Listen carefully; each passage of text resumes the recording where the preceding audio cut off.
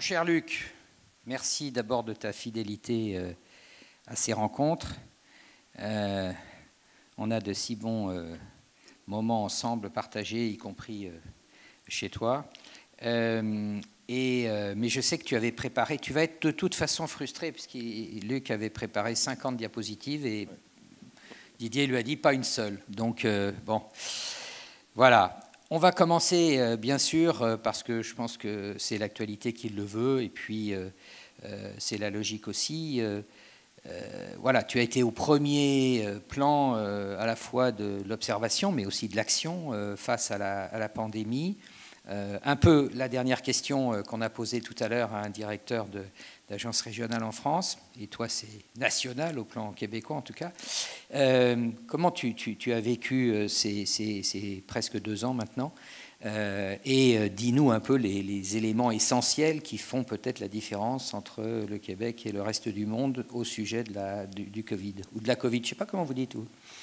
Nous, on parle de la COVID. D'abord, Benoît, merci beaucoup. Merci Didier, Benoît, toute l'équipe de me permettre d'être ici avec vous aujourd'hui. C'est la première fois que je me retrouve avec des êtres humains depuis 2 ans en groupe dans une salle. Alors, c'est très touchant pour moi. C'est nouveau. Et si c'est nouveau pour moi, c'est que c'est nouveau aussi pour la plupart de nous au Québec. On n'est pas encore dans des étapes qui nous permettent aisément de se retrouver comme ça, même s'il y a des mouvements quand même qui sont bien installés de retour, même dans les contextes scolaires ou autres. D'une part. D'autre part, donc un grand merci. Je ne devais pas être ici, mais il y a quelques jours à peine, la semaine passée ou un petit peu avant, on calculait et on se donnait l'impression que la 4e vague était pour tourner. Alors, il a été convenu que je pouvais me libérer cette semaine. Et en effet, dans quelques minutes ou quelques heures, on annoncera, l'Institut national que je dirige, que la courbe s'inverse maintenant. C'est nouveau, ce sera nouveau dans quelques minutes. La façon dont le Québec, peut-être juste dire, et Benoît, toi tu le sais bien, mais juste rappeler 2-3 éléments. Le premier, c'est que le Québec fonctionne d'une façon distinctive du reste du Canada. Les systèmes sont apparentés au Canada, mais c'est pas comme en France où il n'y a qu'un grand système de santé avec plusieurs caractéristiques, mais un seul à travers l'ensemble de l'Hexagone et même plus encore. Au Canada, les systèmes se distinguent de façon provinciale. Alors, on va plus parler du système du Québec.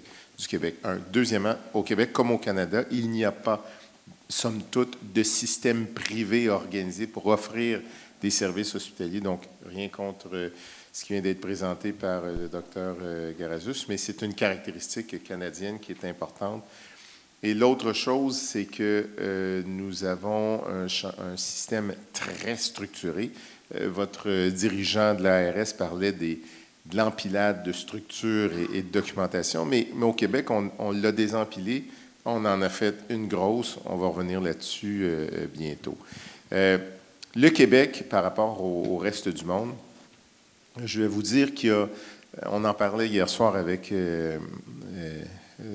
Régent Hébert ici, qui a été ministre de la Santé chez nous il y a quelques années.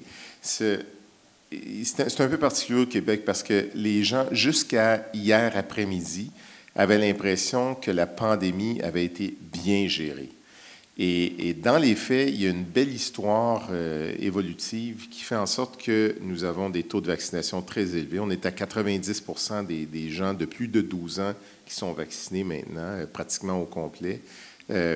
On a des réussites. 5 points de plus que la France, ce qui est beaucoup. Oui, ce qui est beaucoup. Mais on est à 86 quelques % pour les doubles vaccinés, mais on s'en va vers le 90 %. On a 94, 97 %, ça va varier, de nos employés de la santé qui sont vaccinés, doublement vaccinés. Alors, on est dans un contexte où ça évolue bien et effectivement, nos taux ne sont pas si graves que ça actuellement.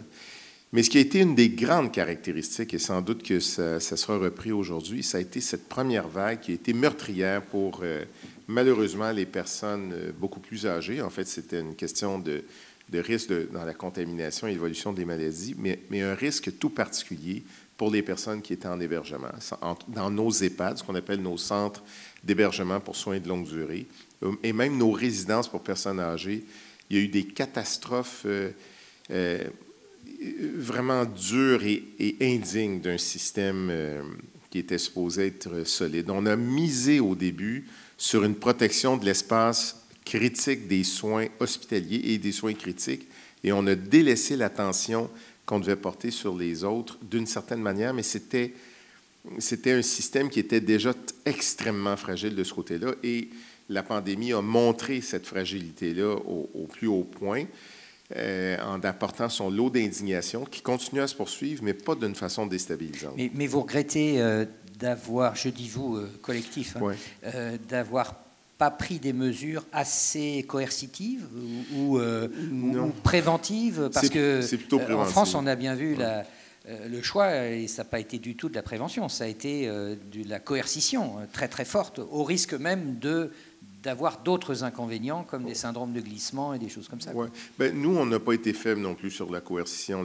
Donc, les grandes campagnes, c'est-à-dire les mesures publiques et les arrêtés gouvernementaux ont été nombreux pour le confinement avec des règles du jeu très sévères et un suivi quand même hautement respectable de l'immense majorité de la population. Mais quand je dis immense, là, c'est pratiquement la totalité. Là où on a eu un défaut, c'est probablement dans l'anticipation préalable, avant que la COVID existe, des besoins ou de l'organisation des services qui devaient être faits pour les personnes âgées, particulièrement en hébergement. Non pas que ça n'avait pas été vu ou dénoncé ou politiquement même regardé avec attention. D'ailleurs, Dr Hébert en était un des grands artisans, là, étant un expert dans ce domaine-là. Mais l'attention soutenue pour permettre d'éviter toutes sortes de situations qui auraient pu péricliter n'a pas été à la hauteur, et l'arrivée dramatique de la COVID avec ces espaces mal gérés, une faible protection sur le plan infectieux, un appel de ressources vers le secteur hospitalier, puis un transfert des cas lourds vers les CHSLD a été une recette parfaite pour avoir une explosion de cas. Quand on regarde le Québec, même si la population québécoise est globalement très satisfaite de l'évolution de la gestion de la COVID, il en demeure pas moins que si on retire le Québec du Canada et on se compare au Canada, on a eu 2 fois plus de décès. Et ces décès-là, ce sont des personnes âgées dont la majorité sont en établissement. Alors, il y a quelque chose là qui est un choc et qui est très difficile à gérer. Il y a un deuxième choc qui se passe au Québec, qui est moins prononcé qu'ici en France, visiblement. Et je regardais beaucoup les journaux dans les dernières semaines pour être sûr que je ne disais pas de conneries. Mais c'est la fragilité du système de santé par la perte de ses effectifs et l'essoufflement de ses effectifs. Tantôt, le docteur Garassus parlait d'un 30 % de personnes qui quittent. Chez nous, c'est des taux qui se comparent à ça, mais sur une base très, très fragile. Hier après-midi, le ministre qui avait annoncé, comme la France l'avait fait, l'obligation que tous les employés du secteur de la santé et des services sociaux soient vaccinés, a reculé sur cette annonce-là à 2 jours de l'échéance qui était demain. Et c'est très dur dans les journaux aujourd'hui. Les gens comprennent et ne comprennent pas en même temps, mais c'était devenu impossible de se priver de quelques 10 000 à 14 000 employés dans un système aussi fragile que ça. C'est l'équivalent pour nous, il y a 2 mois, d'avoir 200 000 personnes dans le système de santé français qui n'étaient pas vaccinées. C'est énorme. Et perdre ça, c'était devenu impossible. Alors, il y a un recul et il y a une déstabilisation politique. En tout cas, du moment, elle est certainement là. Merci, Luc. On a passé un petit peu de temps, un petit peu plus que de temps de prévu, mais sur la situation, mais je pense que ça permet de mieux comprendre. Mais ça fait une transition, d'ailleurs. Et est-ce que le Québec est connu quand même, je l'ai dit un peu en introduction tout à l'heure, par ses outils et son système qui apparaît comme très coopératif.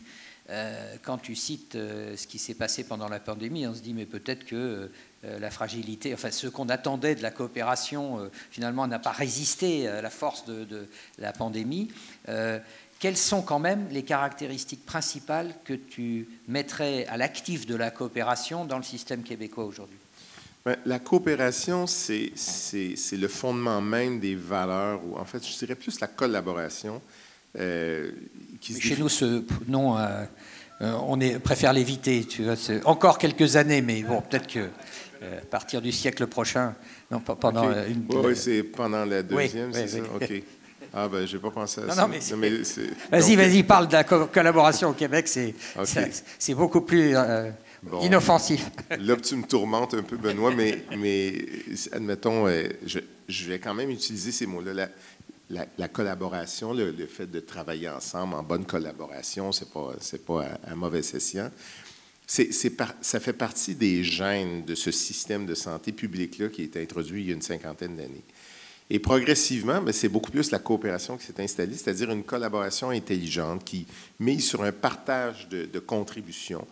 Et ça a été assez fort dans ce système-là. Et en particulier, et je dirais de plus en plus, là, depuis une vingtaine d'années, on avait décidé délibérément de regarder comment on pouvait réorganiser des lieux de service comme les groupements de médecine de famille qui misent sur la coopération avec des infirmières, d'autres professionnels, avec une coopération publique-privée, puisque la plupart du temps, ce sont des médecins. Chez nous, les médecins ne sont pas intégrés comme vous les avez dans le système français. Ça reste un partenaire généralement privé, mais fondamentalement intégré au système, bien sûr.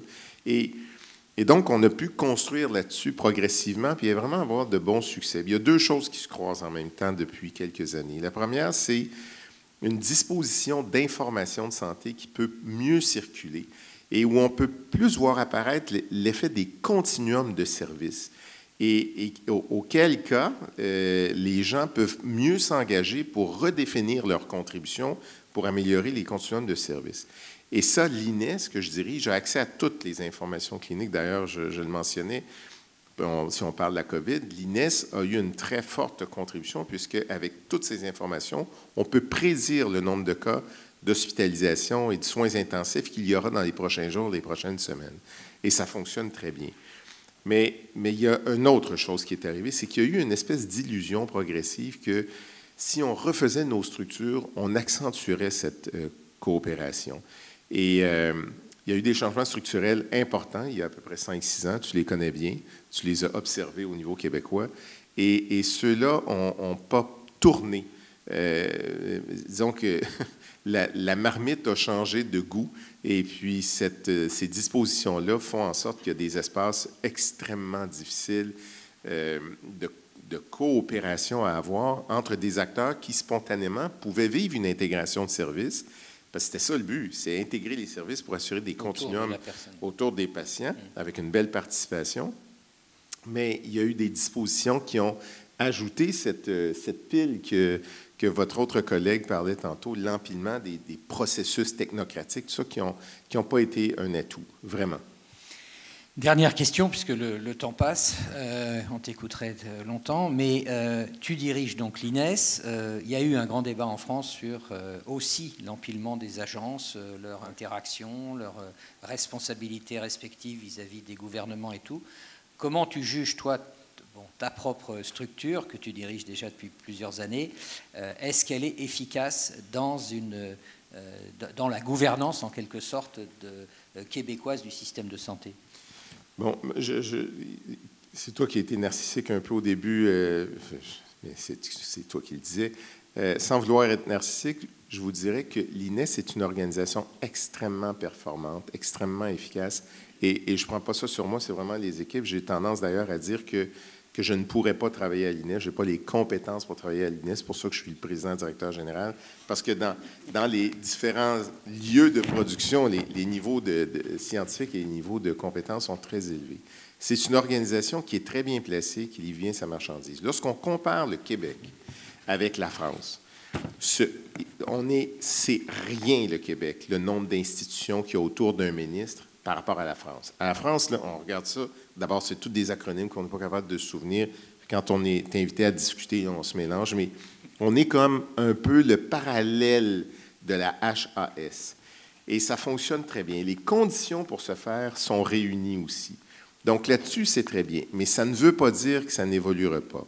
Pendant la COVID, on a observé qu'il y avait des zones de coopération qui ont été manquantes entre des des zones supérieures, là, des instituts. On n'est pas nombreux, il y en a 2.